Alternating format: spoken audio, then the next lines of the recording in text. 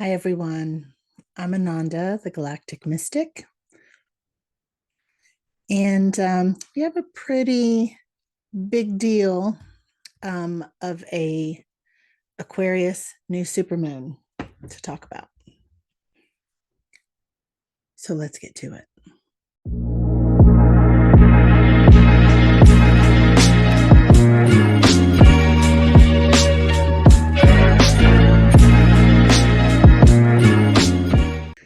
So I'm Ananda. If this is your first time here, welcome. I'm really grateful for you to spend some of your time with me today. I'm a lifelong mystic and an astrologer with many decades of experience behind me. I've actually been doing synastry readings all day, some really incredible synastry readings today. And I thought I would take a moment and just record a little bit about this new moon. So this one is kind of a big deal, not kind of, she's a big deal because this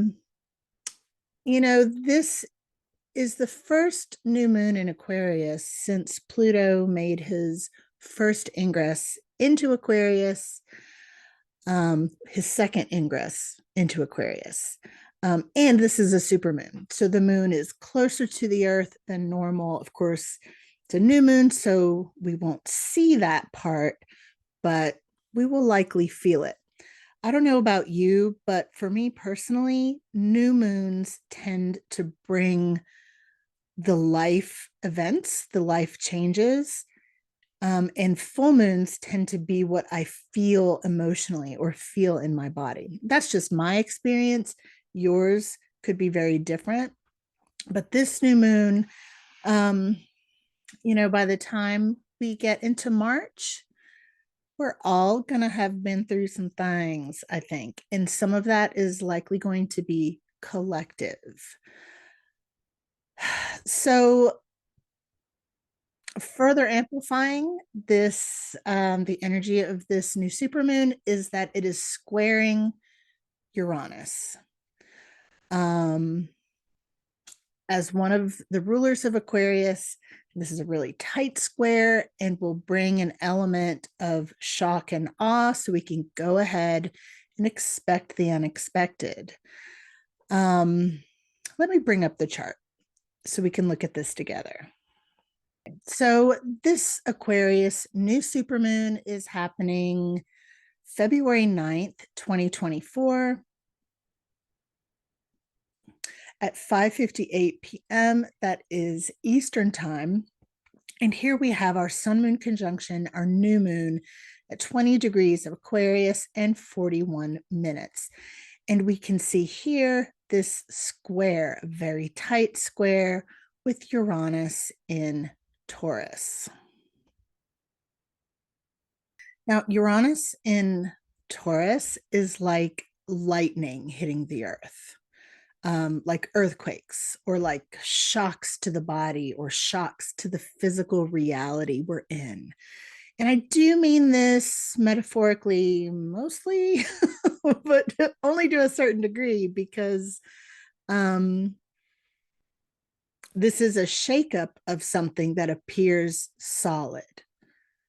Now, on a personal level, this energy can be a true blessing because if we're working on releasing stuck emotional material, both Aquarius and Taurus are fixed signs, and they tend to need a little bit of extra help when it comes to change and release. So, this, shock and awe energy, the square with Uranus, could help us as individuals if there's some stuff we're really working with within us that we're like, oh, why can't I let this go, why can't I make this change? This energy can help with that. And there's another energy that can help with that as well, and that is this Mars Pluto conjunction that will be happening on February 13th and 14th. And this is something we really do need to talk about and will likely be one of the defining moments of the events that unfold this month. So the combination of planetary geometry in the second half of February, there are going to be some events and situations for us all to contend with.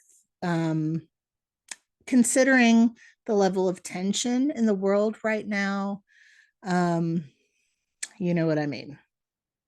Mars and Pluto conjunct each other once every 2 years, and it's an energy that tends to reveal the dumpster fire side of the spectrum when we're talking about collective energy.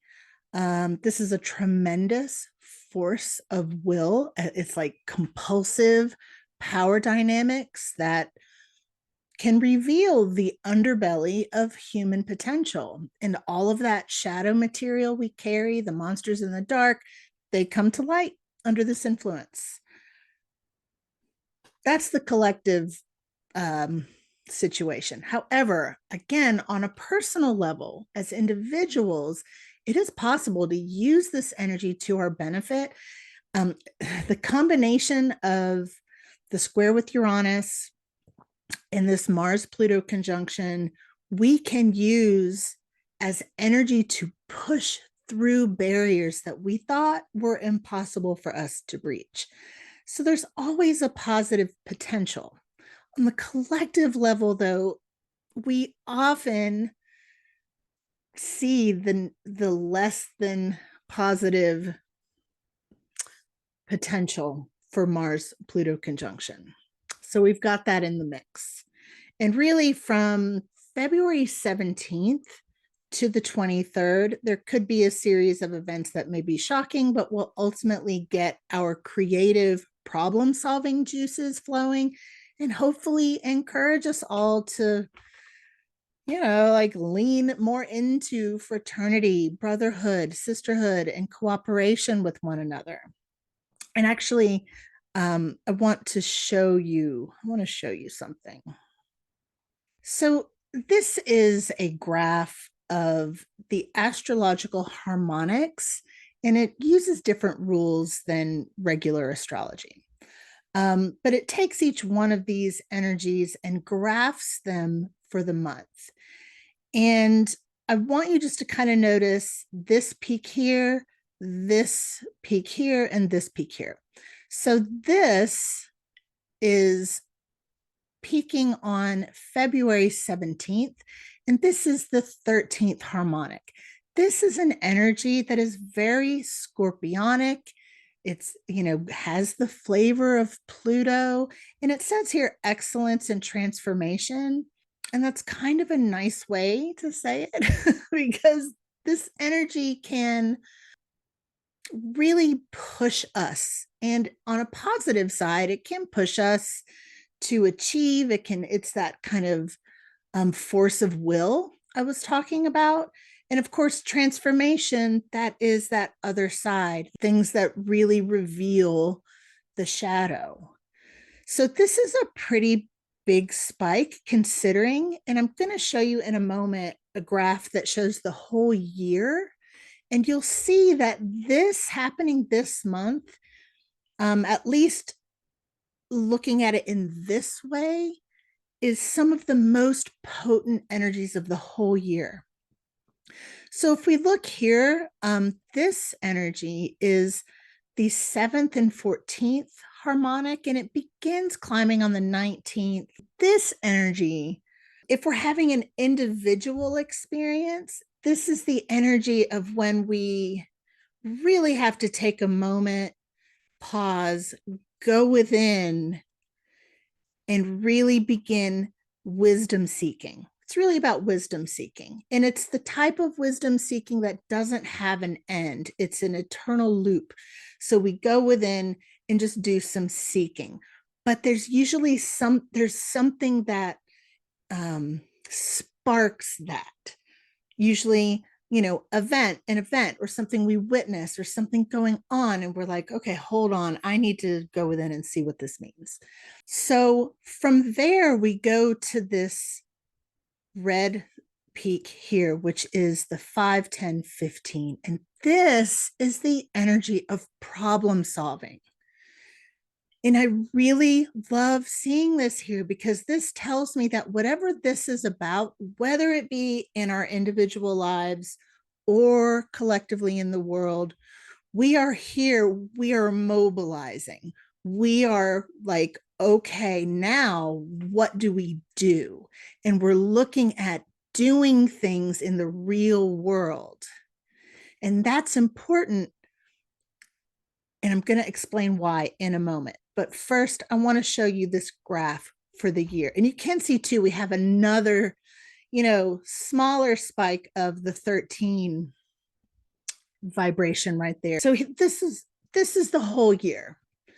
And this is what we were just looking at. So you can see that this is largely more, more energy than the rest, although that doesn't always matter. It doesn't always matter when we're looking at it like this with harmonics. But just something to kind of keep in mind that, maybe we really are planting seeds now that really matter for the next 20 years for this Pluto and Aquarius journey we are all on. So, some food for thought. So speaking of, cooperation and problem solving and doing real things in the real world, I do want to mention co-ruler of Aquarius, Saturn, who is in Pisces and is requiring that we stay present with what is. Something else that's really interesting to me, and that is that this degree of this degree of Aquarius is all about revealing darkness, which you wouldn't automatically think when you think of Aquarius, right? And at a much deeper level, it's asking us to attune to the higher perception of the cosmic wheel while still staying present with what is. The trap is getting too cerebral and trying to figure it all out while missing entirely the unfolding revelation and transformation occurring right before our eyes. And I find it very interesting that this is the energy of this degree, and it's also the energy of that Saturn in Pisces at this moment in time. This is a high calling. I got to give it to you straight. I'm not going to lie. This is a high calling. It's hard, but we've got this. Part of it is recognizing the lie of false safety, the patriarchal matrix that we live in tells us that if you're good or you're right, good or right, you're safe. But if you're bad or wrong, you're not safe. And that's all nonsense because we are nature and nature doesn't work that way. So what happens if we allow ourselves to accept that there's no guaranteed safety? None of us are guaranteed to get what we deserve, positive or negative. That's not how it works. So the hint is that releasing that need for the illusion of safety and righteousness, if we can do that and stand vulnerable in the mystery, that's when we truly find what we stand for, what's truly meaningful to us, and our life becomes inherently more meaningful right away. Just a fun little side note, if you have anything prominent in your chart at Sagittarius 11 degrees of Sagittarius of the tropical zodiac, this Aquarius new supermoon could plant an unexpected seed within you and within your life. If you have anything prominent going on at 27 degrees of Sagittarius, this new moon could feel more like a full moon to you, as something is actually culminating and coming into fulfillment in your life. And another fun thing is we are entering the Chinese New Year, the year of the wood dragon. So we have asteroid DRAGO. Asteroid number is 25115. 25115. This asteroid is retrograde at this new moon and is exactly opposing Saturn, bringing another energy of facing what we have refused to see and offering a beautiful opportunity to transform. So for fun, check and see if this asteroid is doing anything cool in your natal chart or in transits to your natal chart right now. So happy new moon. All my love to you. You know, this ain't no kindergarten. Planet Earth is not kindergarten. So we're doing great. I'll see you soon. Let me know how you are. Let me know if DRAGO, the asteroid, is doing anything fun in your natal chart. For me, it's exactly conjunct my south node. What else was I going to say? I can't remember. Much love. Mwah.